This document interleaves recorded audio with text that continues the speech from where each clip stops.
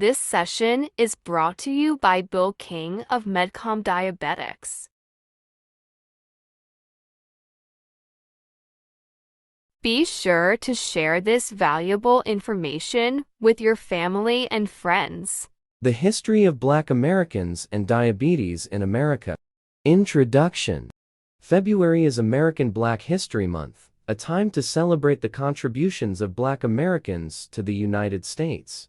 In this video, we will explore the history of Black Americans and diabetes in America. Diabetes is a chronic health condition that affects how your body turns food into energy. According to the Centers for Disease Control and Prevention (CDC), non-Hispanic blacks are twice as likely as non-Hispanic whites to die from diabetes.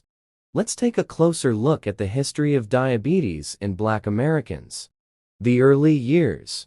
Diabetes was first described by ancient Egyptians around 1550 BCE. However, it wasn't until the early 20th century that diabetes was recognized as a major public health issue in the United States.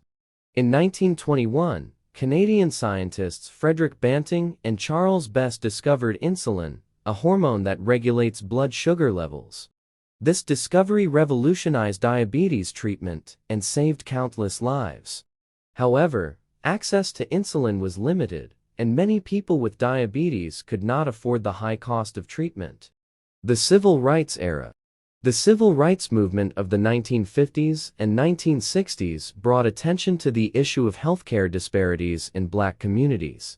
In 1965, the Medicare and Medicaid programs were established to provide healthcare coverage to low-income Americans. These programs helped to increase access to healthcare for Black Americans with diabetes.